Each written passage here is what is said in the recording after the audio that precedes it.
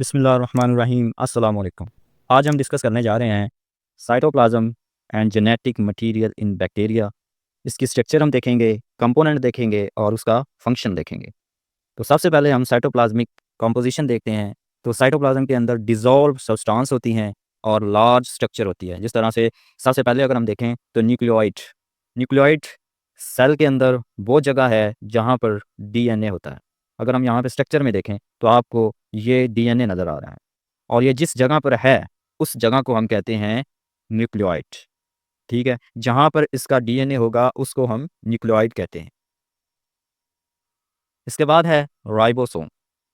Ribosome अगर आप इस सेल के अंदर देखें तो आपको यहाँ पे साइटोप्लाज्म के अंदर डॉट से नज़र आ रहे हैं। ये जो डॉट हैं ये राइबोसोम है। यूकेरियोटिक सेल के अंदर राइबोसोम ऑर्गेनेले के साथ अटैच होते हैं, लेकिन यहाँ पर राइबोसोम फ्रीली साइटोप्लाज्म में होंगे और कुछ राइबोसोम जो है वो सेल मेम्ब्रेन के साथ अटैच होते हैं। नेक्स्ट अगर हम देखें तो वो है mesosome.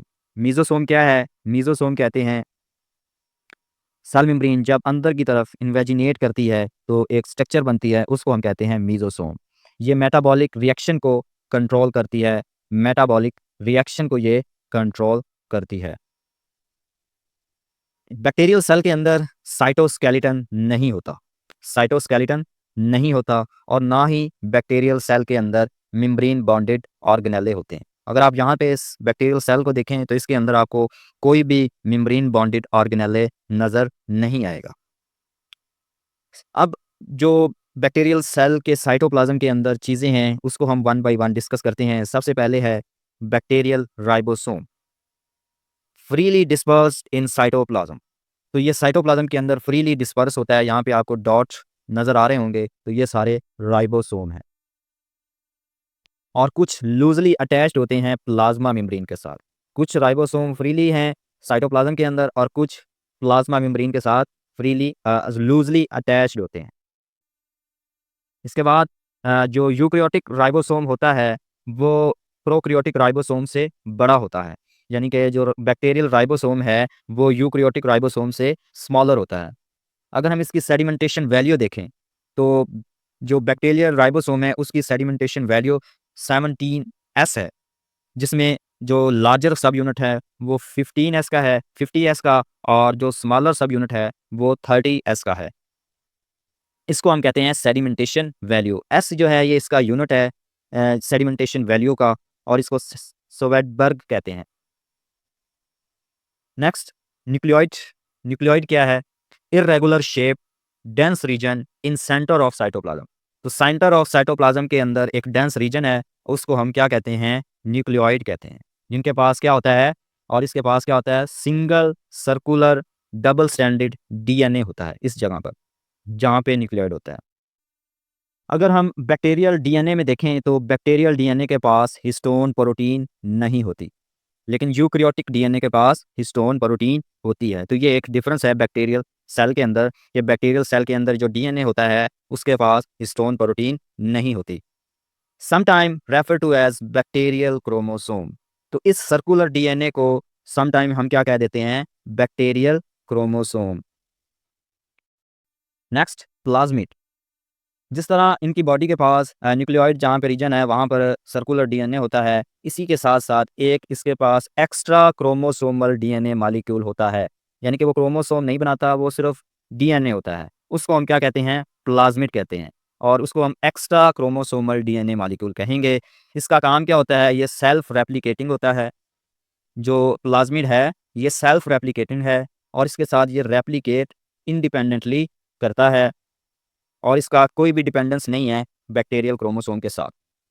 Often contain gene for antibiotic resistance. अब इसका काम क्या है प्लाज्मिड का? इसके पास वो जीन होते हैं जो एंटीबायोटिक मेडिसिन है उसके अगेंस्ट इस बैक्टीरिया को ये पावर देता है। Next genetic role of plasmid. Plasmid का क्या रोल है? Plasmid serve as important vector in genetic engineering. तो बैक्टीरिया के पास जो इजाफी सर्कुलर यहाँ पे ये जो डीएनए आपको नज़र आ रहा है इसको प्लाज्मिड कहते हैं।